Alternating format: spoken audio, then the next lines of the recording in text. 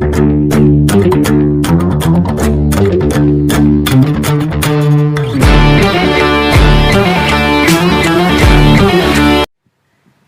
Sadhguru.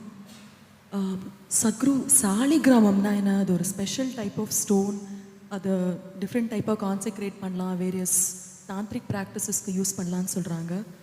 Is there any specification like what kinds of materials we can use for such kinds of practices or consecrations? And what is the specific this thing of a saligram?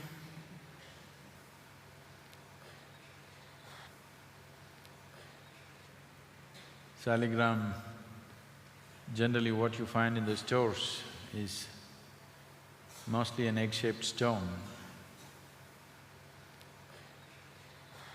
Children who could not buy marbles used to pick stones in the rivers and play games with it, you know. Yes? Children who can't buy glass marbles went to the river and picked up round-shaped stones and started playing with it. And somebody made a simple game a very serious thing. So most of the saligram that you see are just stones without any particular… they're just nice stones. I hope people stop picking them from the riverbeds, because at this rate, I was telling them when we went to Kailash, everybody wants to pick up a stone. There was a time when people were walking from here, from Tamil Nadu, people walked all the way to Kailash. If 10 people started off, only 2 people came back. At that time, it was okay for those people to bring 2 small pieces of stone all the way, because anyway they wouldn't bring this big stone carrying, walking all the way back. They brought 2 small stones for the 8 people that they left back there. That was okay. Now you're going in vehicles very comfortably and you want to load up bagfuls of stones and come home at this rate. I was just telling them, if this happens in a few years, the whole of Kailash will be in Tamil Nadu. We're transporting the whole mountain piece by piece. The number of people that are going, and we are planning to take thousands of people. So please leave the Kailash stones in Kailash, it's no good for you. You want to carry some water, it's okay. Water migrates without your permission. Stones still don't migrate. So wherever the stones are from, Ganga, Yamuna, wherever, if you pick them up, please carry it all the way back and throw it back into the same river. Because the life in that river has to happen, all these things are needed. Saligram is a particular kind of stone which is extremely rare to find. Generally, sea anemones are being sold as saligrams. Any piece of stone is being sold as saligram, those are not saligrams. Or people are molding them in various kind of resins and selling them. Definitely that is not saligram. Saligram is a rare piece of stone which is 1 in a billion if you manage to pick it. And even if you pick it, you may not know the difference unless you're of a certain kind. And if you happen to pick a genuine saligram, if you do happen to pick a genuine saligram, then you're in real trouble.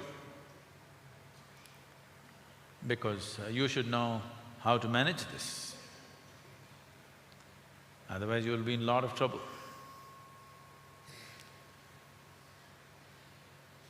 It can also make your life if you know how to use it. It's a great treasure if you know how to use it. Otherwise it can be disastrous if you do not know how to use it. People who are living in family situations, simple lives without much discipline, without much focus, without much awareness, should never ever keep a saligram in their home. If they do, they could go through any amount of turmoil. We have seen such families. Somebody, 2, 3 generations ago, your grandmother, grandfather, somebody brought a saligram, they made their life out of it. But after they died, the next generation do not know how to keep it. And those families go through such turmoil and such horrors which are unimaginable because they simply do not know how to manage the energy. It is like you have a powerhouse, you have a power generating source in your house and you don't know how to manage the energy and you will be constantly in trouble, isn't it? Whatever you touch, you will be in trouble. So this is just like that, it's a tremendous power storehouse of energy. It is like a mini cosmos. It is a microcosmos in its own way, because it carries the same type of energy as cosmos would in its magnified version. So, this thing about seeking ekamukhi, seeking saligrams, please leave these things alone. This is not genuine spiritual process. This is souvenir collection, you know. Wherever you go, you want to pick up something and think this is sacred, that is sacred. Everybody wants a ekamukhi. You yourself have many faces. When you have many faces, if you wear a ekamukhi, you're asking for trouble.